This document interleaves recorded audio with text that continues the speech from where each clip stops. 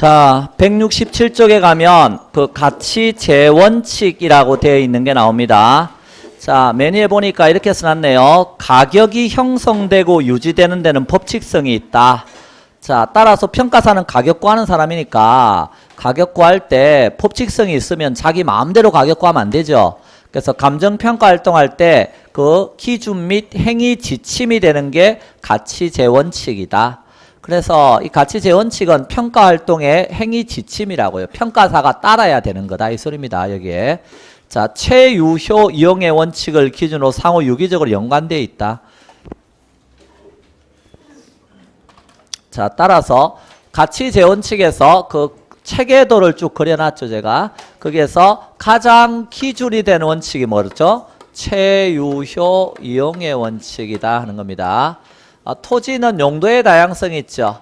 다양한 용도로 쓸 수 있습니다. 근데 그 다양한 용도 중에서 그 토지가 최유효 이용되었을 때 형성되는 토지 가치가 있겠죠. 그거 알려줘야 된다 이 소리입니다. 평가사는. 자, 그래서 그게 무슨 원칙? 최유효 이용의 원칙. 자, 따라서 이 땅이 얼마입니다. 그랬을 때는 당연히 뭘 전제해서 가격 알려주는 거라고요? 최유효 이용을 전제해서 가격을 알려주는 겁니다. 자, 그 다음에 거기에서 보니까 부동산의 가격은 그 부동산에 뭘 반영하고 있다? 내부적 요인을 반영해서 가격이 이루어지는 겁니다. 그 내부적 요인을 표현할 때 최유효 이용의 내부 판정 기준 이렇게 쓰고 있는 거죠. 내부라고 하는 것은 뭘 말하는 거죠? 그 부동산 자체를 말하는 겁니다. 부동산 자체, 즉 토지 건물 자체를 말한다 이 소리입니다. 그러면 부동산 자체와 관련해서 이 각 구성 부분에 기여도를 반영해서 가격이 이루어진다. 무슨 원칙? 기여의 원칙입니다. 그리고 부동산의 가격을 평가사가 구할 때는 이 부동산의 내부적인 측면에서 균형이 맞았나 안 맞았나 잘 살펴서 가격을 구하세요. 균형의 원칙입니다. 왜? 요 건물에 균형이 안 맞으면 평가사는 가치를 구할 때 감가라고 하는 걸 해야 된다는 겁니다. 그때 감가를 기능적 감가 이렇게 쓰는 것이고, 이런 기능적 감가 이런 걸 하려면 개별 분석, 즉 대상 부동산 자체에만 영향을 미친 요인에 대한 분석 이런 걸 해봐야 된다 이런 뜻이에요. 자, 그게 뭐다? 균형의 원칙이에요. 자, 그 다음에 여기에서 수익 배분의 원칙, 그리고 수익 체증 체감의 원칙, 그런 말이 나오죠. 예. 수익 체증 체감의 원칙, 수익 배분의 원칙 이런 말이 나오는데, 자, 부동산 내부니까 이 중에서 토지를 한번 생각해 봅니다. 토지는 지금 토지다 그러면 생산 요소에는 토지 말고 뭐도 있죠? 노동도 있고 자본도 있고 하나 더 하면 경영을 넣기도 하거든요. 그러면 이런 걸 통해서 뭐가 생긴다? 수익이 생긴다. 생산물을 만들어 팔았더니 수익이 생겼어요. 그럼 수익이 생기면 수익은 다시 누구한테 나눠주죠? 생산물을 만들기에 기여한 것들을 다시 나눠줘야 되죠? 노동자한테 임금에서 나눠주고 자본 투자한 사람한테 이자, 경영한 사람한테는 이윤해서 나눠준다는 거예요. 그런데 이 수익은 노동, 자본, 경영에 먼저 나눠준다는 거죠. 왜? 얘들은 발이 달려 있어서 평균적 수익 배분이 안 되면 딴 데 가버린다는 거예요. 그래서 먼저 주고 맨 마지막에 남은 수익이 어디에 계속한다? 토지에 계속한다. 왜요? 토지는 뭐가 있어서? 부동성이 있어서 이동이 안 돼서 딴 데 못 간다는 거죠. 그래서 딴 데 갈 수 있는 것들을 먼저 주고 맨 마지막에 남은 수익이 토지에 계속되는데, 그 남은 토지에 배분된 수익이 뭘 결정하게 된다? 토지 가치를 결정하게 된다. 그런 뜻이에요. 수익이 많이 배분되면 토지 가치도 높다 이렇게 평가하는 겁니다. 자, 토지 말고 여기 뭐가 있다? 건물이 있다. 건물은 몇 층까지 지을까요? 최유효 이용할 수 있는 층수까지 있겠죠. 거기가 이윤이 극대화되니까 우리 이용활동에서는 여기를 집약한계 이렇게 배웠던 거죠. 이윤 극대화되는 층수. 그러면 여기까지는 수익이 뭐 하겠어요? 체증하겠죠. 그런데 여기를 넘어서면 그동안 벌어놨던 수익을 까먹기 시작하는 거예요. 그게 뭐죠? 체감. 그러면 각 층에서 수익이 체정할 때하고 체감할 때하고 건물의 가치가 같겠어요? 다르겠어요? 달라지겠죠? 그래서 평가사는 가치 구할 때 각 층에서 나오는 수익의 체정과 체감을 어때요? 반영해서 가치 구하세요. 그게 뭐다? 수익, 체정, 체감 원칙이요. 요것들은 다 대상 부동산 자체와 관련을 가지죠? 예. 그래서 이런 내부적 요인 말고 부동산의 가치는 또 뭐 반영해서? 외부적 요인도 반영해서 가치가 이루어지나요? 그렇겠죠? 그 외부적 요인과 관련해서 뭐가 있다는 거예요. 보니까 거기에 연결되어 있는 게 지금 쭉 연결되어 있는 게 적합의 원칙과 외부성의 원칙 이런 말 나오죠? 그 다음 또 무슨 원칙? 경쟁의 원칙. 적합의 원칙이라고 하는 것은 여기 부동산이 있는데 평가사는 이 부동산 가격 구할 때 이 부동산 자체만 보지 말고 뭐도 보라는 거예요. 주변 환경과의 관계도 살펴서 가격 구하라는 거예요. 이 부동산이 주변 환경하고 어울리는 부동산이면 어때요? 가치가 높게 평가되겠죠. 근데 안 어울리는 부동산이면 어떻게 되겠어요? 평가사는 가치를 낮게, 즉 감가를 해야 된다는 거예요. 그때 감가를 뭐라고 표현한다? 경제적 감가. 외부적 요인 때문에 발생한 걸 경제적 감가라 그러는 거예요. 그런 경제적 감가를 하려면 이 지역 요인을 분석해 봐야 돼요. 그런 말 나오나요? 그래서 지역 분석 이런 말이 등장하게 되는 겁니다. 거기에서 쭉 써놨죠.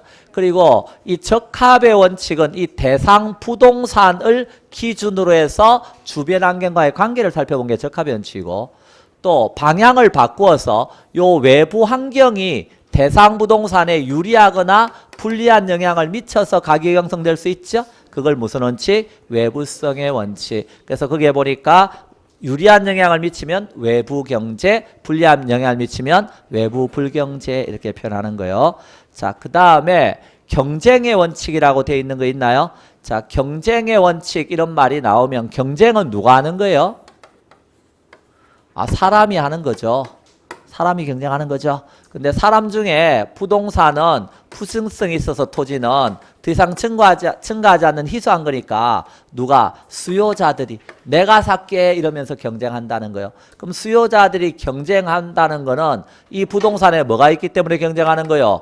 초과 이윤이 있으니까 이 초과이윤을 얻기 위해서 수요자들이 경쟁을 하게 되는 거예요. 그럼 수요자들이 경쟁을 한다는 것은 내가 살게 이러면 수요가 뭐해서? 증가해서 이 부동산의 가격이 어떻게 되겠어요? 올라가겠죠? 수요자 경쟁하면 가격이 올라가요. 가격이 올라간다는 말은 이제 수요자 입장에서 싸게 사는 거예요? 비싸게 사는 거예요? 비싸게 사는 거죠? 비싸게 사면 남는 건 많아진다? 적어진다? 적어진다. 초과인이 소멸하겠죠?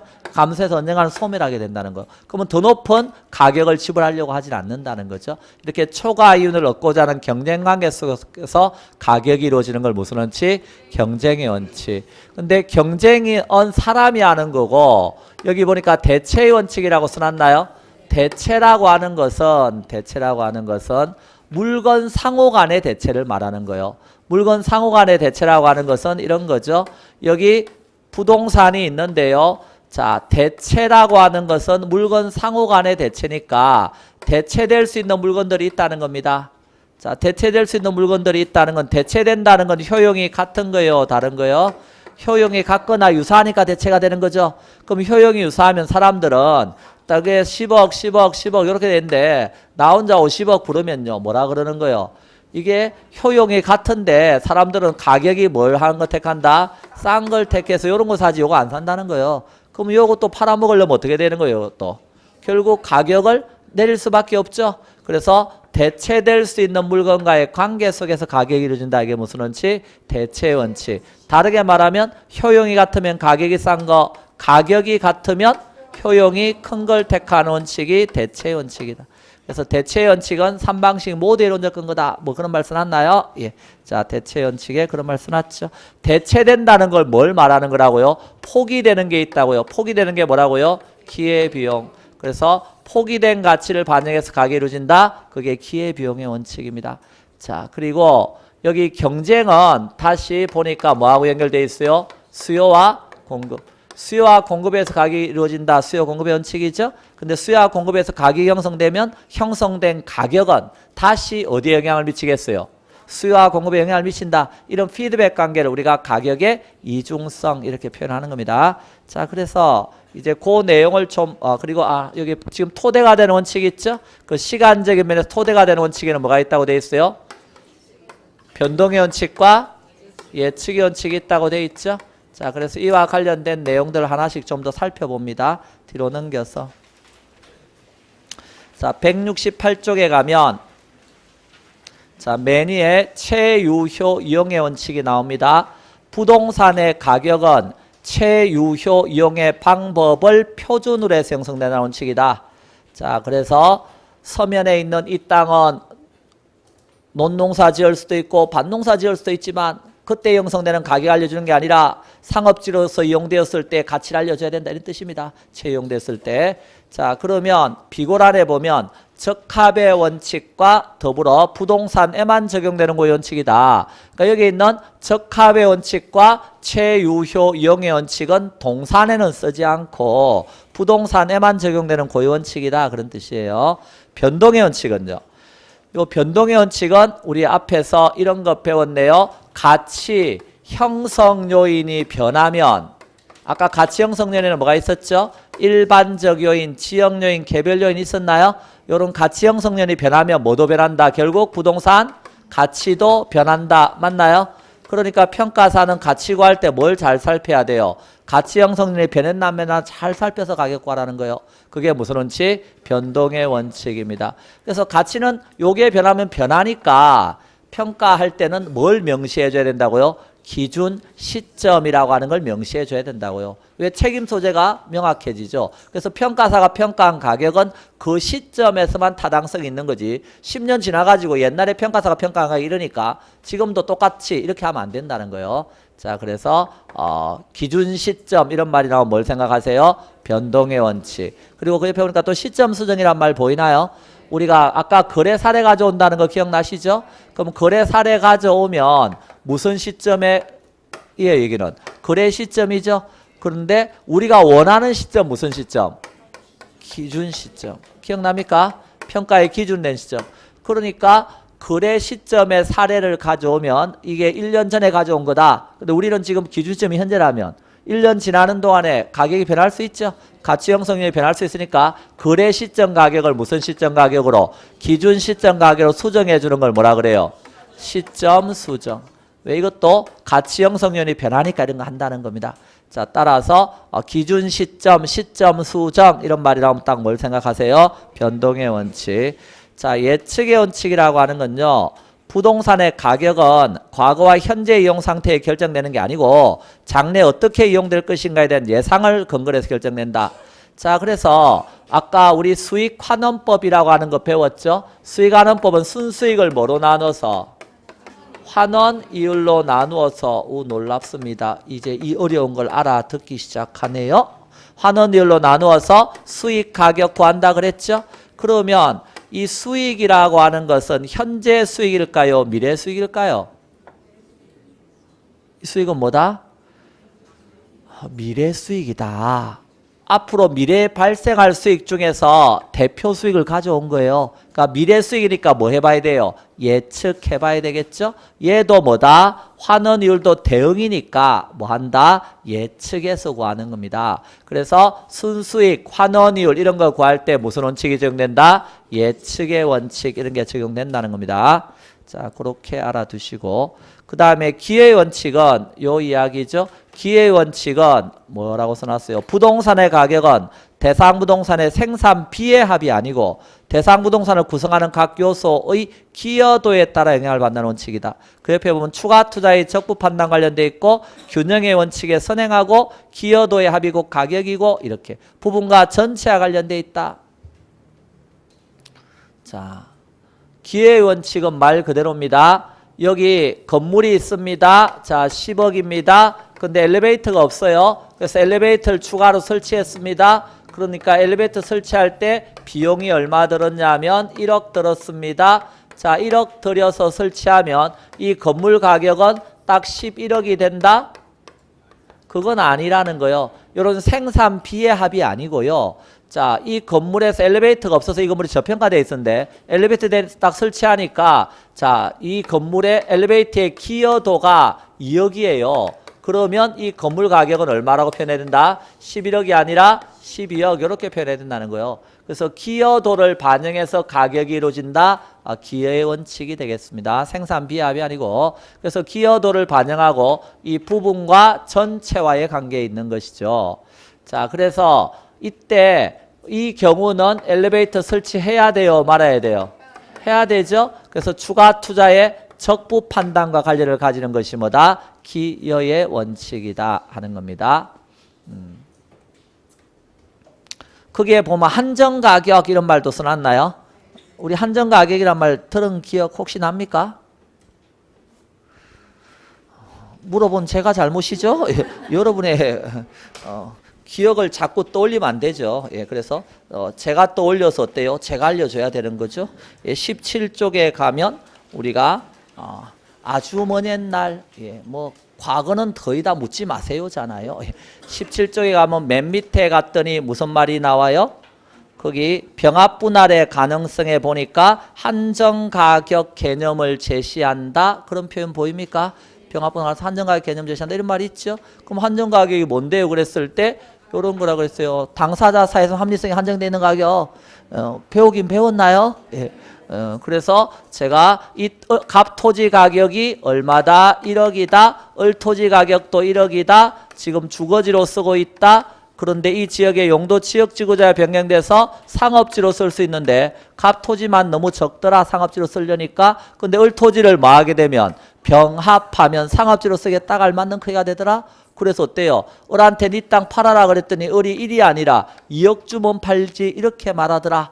그러면 여기 있는 병은 뭐라고 말한다는 거예요? 이 사람아 1억짜리를 2억에 파냐? 그러면 안 사 이렇게 말할 수 있겠죠? 그런데 우리가 알다시피 1 더하기 1은 뭐다? 말하기도 싫다? 그렇죠? 뭐 굳이 내가 말할 이유도 없고 이러면서 인생 그렇게 사세요. 자, 그렇게 자 그랬을 때 이 플러스 마이너스 알파다. 그 말은 합병 증가나 감가가 발생할 수 있다는 뜻이라 그랬어요. 그럼 합병 증가가 발생해서 여기가 4억이 된다면 2억 주고도 살 수 있나요? 1 더하기 2가 4가 되니까 자기도 1 남잖아요. 그러면 이때 내가 샀게 하고 값은 이 값 주고도 살 수 있다. 근데 딴 사람은 안 산다 그랬죠. 이 땅이 없으니까. 그래서 이와 같이 지금 당사자 사이에서만 합리성이 한정되어 있는 가격을 한정가격이라고 쓰고 결국 을토지가 갑토지에 뭐하고 있는 거예요? 기여도를 반영해서 이런 가격이 이루어진다는 거예요. 그래서 기여의 원칙과 관련을 가지죠. 한정가격 이런 말이. 자, 168쪽 다시 돌아갑니다. 예. 자, 균형의 원칙. 부동산의 유용성이 최고도로 발휘되기 위해서는 그 구성 요소 간에 딱 뭐가 잡혀 있어야 된다? 균형이 잡혀 있어야 된다는 원칙. 그게 무슨 원칙이라고요? 균형의 원칙입니다. 그래서 부동산이 최유효이용이 되려면 내부적으로 균형이 맞아야 된다는 원칙입니다. 말 그대로. 그럼 평가사는 가격 구할 때 내부적으로 균형이 맞았냐 안 맞았냐 살펴봐야 되겠죠. 안 맞으면 뭐라고요? 감가. 그때 감가를 무슨 감가? 기능적 감가. 그래서 기능적 감가의 대표적 예로 뒤에서 나중에 토지와 건물의 부적합 이런 걸 논해요. 토지는 되게 큰데 건물은 너무 조그맣게 지어놨다든지 이런 건 기능면에서 문제가 있다는 거죠. 자, 기능적 감가. 기능적 감가를 내면 무슨 분석? 개별 분석 이런 거 해봐야 된다. 알았다. 이렇게. 그 다음에 수익 배분의 원칙이라고 하는 것은 아까 설명했죠. 거기에 보면 기업용 부동산은 4가지 생산 요소인 토지, 노동, 자본 경영의 총수익이 발생하는데 요 이야기죠. 요런 것들에 의해서 총수익이 생기는데 그 총수익은 다시 각 생산 요소에 뭐 된다? 배분되는데 이 중에서 노동, 자본 경영에 먼저 배분해 준다 그랬죠. 먼저 배분해 주고 남은 게 어디에다가 토지에 배분된다는 겁니다. 그때 토지에 귀속되는 수익이 뭘 알려주는 거다? 토지 가격을 결정한다. 그래서 남은 거라 그래서 수익 배분의 원칙을 다른 말로 잉여 생산성의 원칙 이렇게 쓴다. 그러면 그 옆에 왜 남은 건데 그랬을 때 부동성 때문에 토지는 이동이 안 되어서 이렇게 설명하고 수익 분석법의 근거고 잔여법의 근거다 이런 말이 나오나요? 그래서 뒤에서 수익 분석법, 잔여법 배울 텐데 자, 잔여법 지금 한 가지만 설명하겠습니다. 잔여법이다 그러면 아까 여기 순수익을 환원이율로 나누면 가격이 나온다 그랬죠? 그러면 여기가 만약에 토지 순수익이다 라고 생각하면 밑에는 토지 환원율이 오게 되고요. 당연히 토지의 수익 가격이 오겠죠? 그래서 토지가 오면 그럼 토지 순수익 어떻게 구했어요? 이래 물어보면 복합 부동산 토지 건물 전체 부동산 있었죠? 복합 부동산에 뭐가 있어요? 순수익이 있는데 거기서 뭘 빼면 건물 순수익을 빼면 무슨 순수익이 나온다? 토지 순수익이 나온다. 이런 걸 뭐라 그럴까요? 이걸 토지 잔여법이라 그래요. 토지가 잔여로 남았잖아. 빼고. 이해됐나요? 그러면 토지 잔여법 이놈은 토지 건물 수익을 토지하고 건물 수익으로 나눴잖아요. 수익 무슨 원칙? 배분의 원칙. 그래서 토지 잔여법이니 이런 잔여법 이런 말이 나오면 뭘 생각해 주세요? 수익 배분의 원칙 이걸 생각해 주세요. 그 뜻이에요. 그럼 뭐 알았다 그러면 되지 뭐. 자, 수익 체증 체감의 원칙은요. 부동산의 가격이 단위 투자당 순수익의 증감을 반영한다. 요게 토지라 그러면 수익 배분의 원칙. 부동산에는 건물도 있잖아요. 그럼 이 건물의 가격을 구할 때 평가사가 어떻게 구하라는 거예요? 각 층에서 나오는 수익이 같다 다르다. 다르다. 그럼 수익이 많이 나오는 층은 가치가 어때요? 높다. 그리고 수익이 적게 나오면요. 가치가 낮게 평가해야 되겠죠. 각 층에서 뭘 따져서 수익의 체증과 체감을 따져서 가치를 구하라는 거예요. 그게 무슨 원칙? 수익, 체증, 체감 원칙. 상식적인 말 하는 거죠.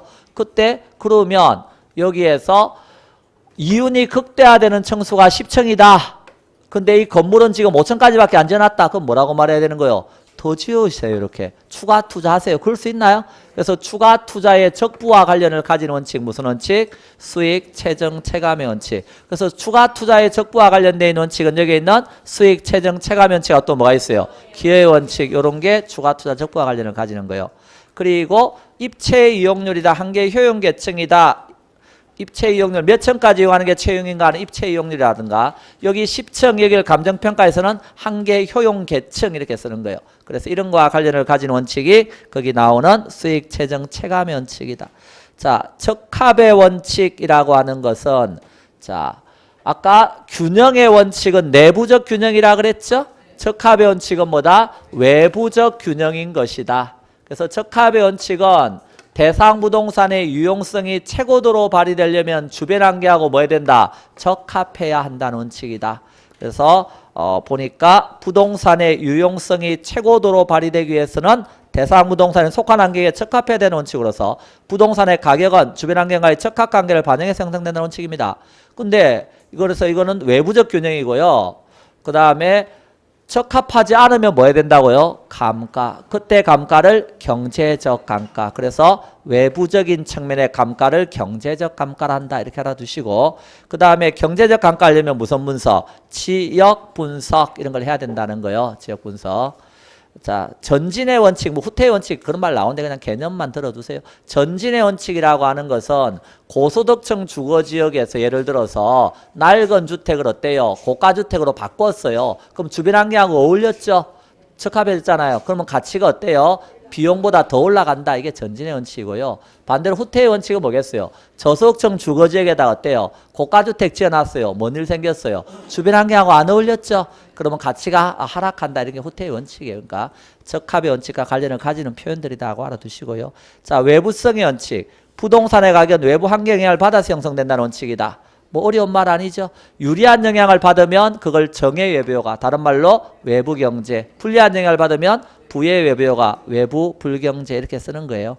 자, 그래서 적합의 원칙과 동전의 양면이다. 그 말은요. 적합의 원칙이나 외부성의 원칙이랑 같은 거라는 거예요. 같은 건데 방향이 다르다는 거예요, 지금.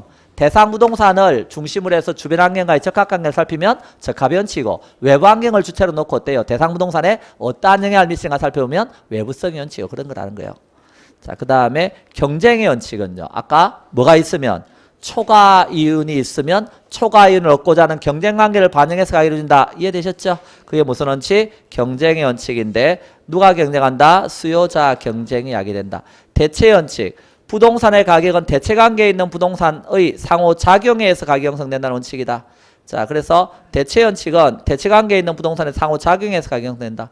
자, 아까 다 배웠죠? 그래서 요거는 3방식 모두에 뭐가 된다? 이론적 근거다 하는 거 알아두시고, 효용이 같으면 가격이 싼 것, 가격이 같으면 효용이 큰 것 선택하는 원칙이다. 자, 기회비용의 원칙.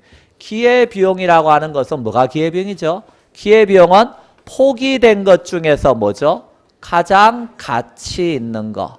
다른 말로 하면 차선의 선택. 그게 뭐죠? 기회비용입니다. 그래서 포기된 것 중에 가장 가치 있는 거니까 기회비용은 무슨 선택이라고요? 차선의 선택. 오늘 이 강의의 가치를 판정할 때도 여러분은 뭘 가지고 판정할 수 있어요? 기회비용을 가지고 판정할 수 있는 거예요. 오늘 뭘 포기하셨는가? 아마 이 자리에는 그런 분도 계시겠죠? 아들내미 장가가는 거 지금 어때요? 놔두고 이 자리에 오셨다 이런 분. 그건 아닌 것 같아요. 아, 그렇군요. 미안합니다. 아들 말고 그럼 딸 이렇게. 자, 그건 더 아니죠. 예. 자, 그래서 물론 뭐 농담으로 하는 소리지 진담으로 하는 소리겠어요. 자, 그래서 어때요? 포기된 가치가 크면 클수록 어때? 이 강의의 가치도 어떻게 되는 거예요? 커지는 거예요. 시험에서는 이렇게 나왔어요. 어떻게? 자, 도심에 뭐가 있다? 공업지가 있고 저 외곽에 공업지가 있다. 그런데 도심의 가치가가 어떻더라? 더 높더라, 외곽보다. 왜 높은데? 하고 물었어요. 왜 높아요? 여기는 상업지로 이용할 수 있는데 이거 포기하고 이렇게 쓰는 거고, 요건 농업지로 이용할 수 있는데 이거 포기하고 이렇게 쓰는 거다. 그럼 어떤 게 포기된 게 더 크다는 거예요? 요게 더 가치가 크더라는 거예요. 그러니까 포기된 가치를 반영해서 어때요? 더 가치가 높다. 이렇게 표현하는 거는 그게 기회비용의 원칙이에요. 이해되셨죠? 그러면 어떤 분은 이렇게 말하겠죠? 선생님, 저는 이 강의 참여하기 위해서 오늘 적어도 10만 원 밖에 나가서 벌 수 있는 거 포기하고 이 자리에 있습니다. 이렇게. 적어도 그 정도는 되잖아요. 그래서 10만 원 포기하고 있어 이렇게. 그때 10만 원을 포기했다. 이건 실제로 번 돈 아니죠. 계산되고 인식된 비용이라는 거예요. 그래서 거기 계산되고 인식된 비용이다. 이런 말이 나와 있고요. 그 다음에 뭘 측정하는 기준이라고요? 요구 수익률을 측정하는 기준이라고요. 적어도 10만 원 포기한 분은 이 강의가 얼마 이상은 10만 원 이상은 되도록 요구할 거라는 거예요. 그래서 요구 수익률을 우리가 자본의 기회비용 이렇게 쓰는 거예요. 줄여서 뭐라고도 쓴다? 자본비용 이렇게도 써요. 그래서 혹시 나중에 문제에서 자본비용이니 뭐 자본의 기회비용이니 이런 말 나오면 그거 뭘 말하는 거예요? 요구 수익률. 자, 그걸 말하는 겁니다. 자, 넘어갑니다. 맨 밑에 수요 공급의 원칙. 그러면 부동산의 가격도 기본적으로 뭘 반영해서? 수요와 공급을 반영해서 이루어진다? 아주 쉬운 말이죠. 수요와 공급에서 가격이 형성되고 형성된 가격은 다시 어디에 영향을 미친다? 수요 공급에 영향을 미친다. 그걸 가격의 이중성 이렇게 쓰는 거예요. 그 옆에 169쪽 최유효 이용 뭐 쭉 나오는데 한번 읽어보시고 그 2번에 최유효 이용의 판정 기준을 받습니다. 자, 최유효 이용은 어떻게 이용하는 게 최유효예요? 뭐 우리가 할 수 있는 단 한마디 말은 잘 이 말밖에는 할 수 없겠지만 이제 그걸 좀 고상하게 표현하면 최유효 이용은 객관적으로 봐서 양식과 통상의 이용 능력을 가진 사람이 한 합리적이고 합법적이면서 물리적으로 채택 가능한 최고 최선의 이용이다 이렇게 표현하는 거예요. 그러니까 최유효용은 일단 합리적인 이용이어야 돼요. 그러니까 투기적 목적의 이용이라든가 장래의 불확실한 이용 이런 건 채용이 될 수 없다. 그러니까 먼 미래의 불확실한 이용 이런 건 채용이 될 수 없다는 거예요. 이 땅은 30년 후에 50년 후에 택지가 될 거야. 이런 것들은 안 된다는 거예요. 예측 가능한 범위 내에서 채용을 판정합니다. 그렇지만 채용이 꼭 현재 이용만을 말하는 게 아니에요. 우리가 미래에 어때요? 예측 가능성을 바탕으로 하는 건데 먼 미래의 불확실한 이용은 안 된다는 거예요. 이렇게. 자, 그 다음에 합법적인 이용이야지 불법적 이용은 채용이 될 수 없다는 뜻입니다.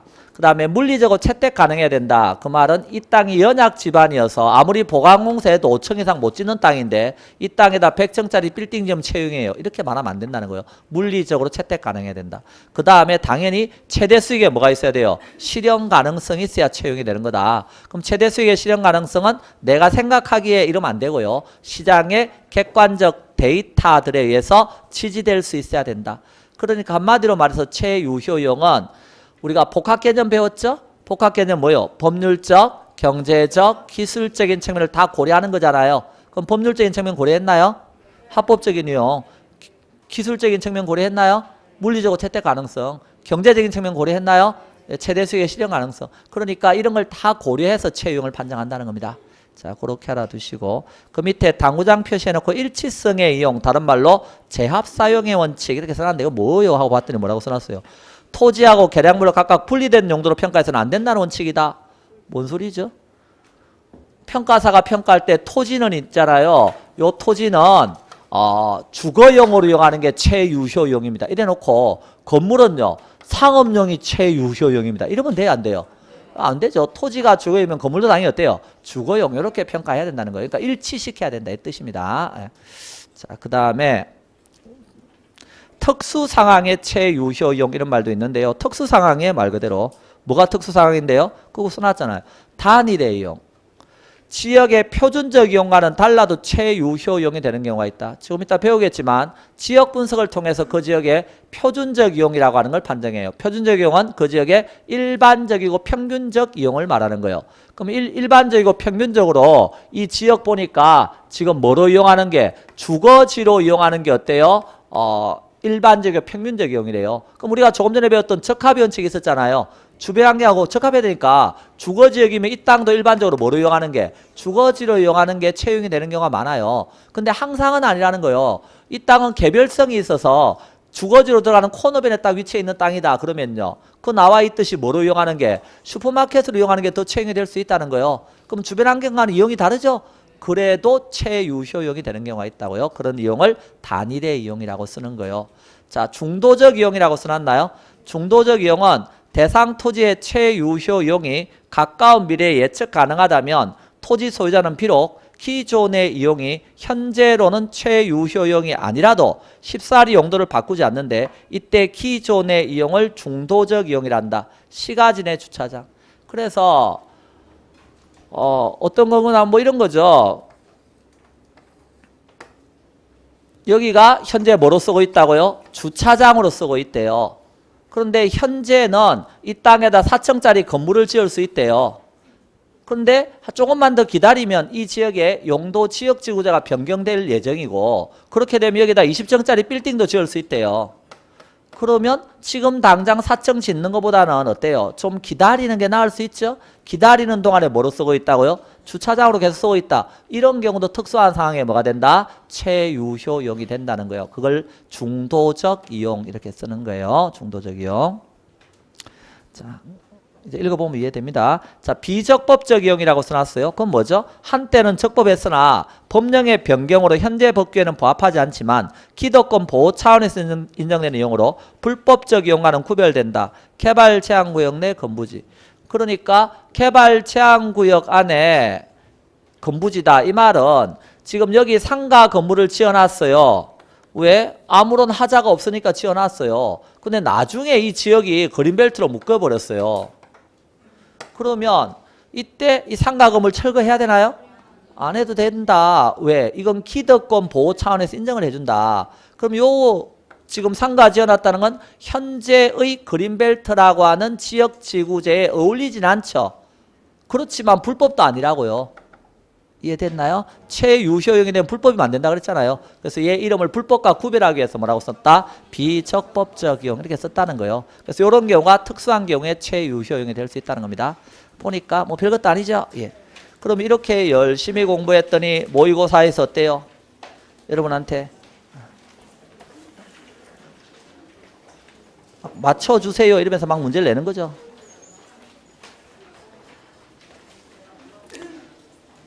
(35번에서) 이렇게 냈어요. 예. 다음은 감정평가 시 가치원칙에 대한 설명이다. 지금 우리가 배운 게 가치원칙이죠.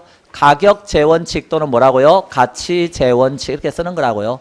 그러면 그 연결이 가장 틀린 것하고 물었는데 1번 기능적 감가의 이론적 근거 그래놓고 기여의 원칙 이렇게 써놨어요. 맞나요? 아이다. 아, 예. 기다의 반대말 아이다. 자, 그래서 그렇잖아요. 자, 그래서 요거는 기능적 감가는 뭐와 관련돼 있다? 균형의 원칙. 균형이 안 맞으면 내부적으로 기능적 감가죠. 그래서 이거는 기능적 감가 이론적 근거는 기회 원칙이라고보다는 뭐다? 균형의 원칙 이렇게 해야 되고 두 번째 기준 시점 확정 그럼 딱 뭐가 떠올라야 돼요? 변동의 원칙에서 아까 기준 시점이니 시점 수정이니 이런 말 나오면 변동의 원칙 생각해 주세요 그랬고 세 번째 토지자녀법의 이론적 근거 아까 수익 배분의 원칙 그러면서 토지 수익이 자녀로 남는다 기억납니까? 예. 그래서 이렇게 토지 수익 구하는 게 토지자녀법이라 그랬죠. 그래서 토지자녀법 그럼 수익 배분의 원칙 맞네요. 3방식의 이론적 근거 뭐였죠? 대체의 원칙은 3방식 모두 이론적 근거다. 5번 경제적 감가의 이론적 근거 뭐 적합의 원칙 기억납니까? 예. 적어도 뭐 요런 정도 내용이 나오면 왜 이리 쉬워 이러면서 어때요? 맞았어요? 틀렸어요? 맞았어요? 예, 축하해요. 틀린 사람 말을 안 하는 거죠, 지금? 그럼 틀린 사람 뭐 하면 된다고요? 반성을 하면 된다고요. 틀렸으면 막 화내지고 술 먹지 마시고 마시라고요. 조용히 와서 여기 여백에다가 써놔야 되겠죠?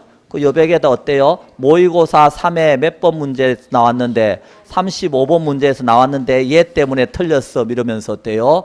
관련된 내용에다 줄 하나 쳐놓고 너 때문에 틀렸다 그래 놓고 다음에 나오면 안 틀릴 거야 이렇게 써놓고 그럼 사회 되면 나올까요 안 나올까요?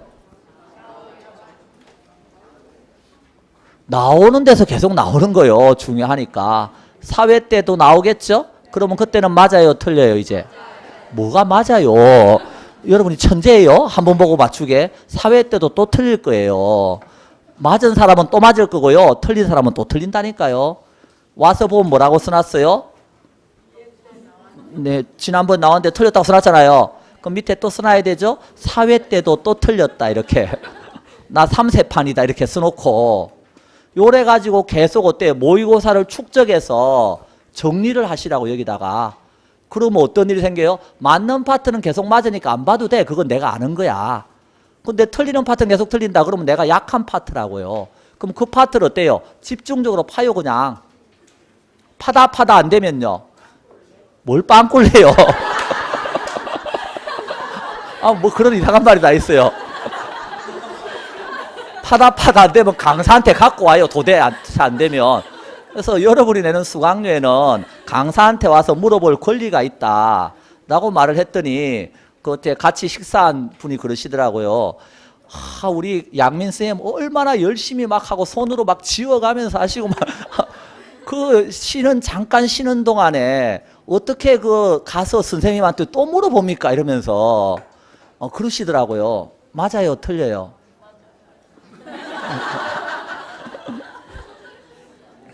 그래서 그건 양민쌤한테 해당되고 저는 남는 게 에너지이기 때문에 쉬는 시간에 와서 물어봐요. 그래서 저는 그렇게 생각해요. 줄 건 주고 받을 건 받고 이런 게 제일 좋아요. 예. 괜히 민망해서 안 물어보고 그럴 필요가 뭐 있어요. 받을 건 확실하게 받고 대신에 뭐 하면 돼요? 줄 걸 주면 돼.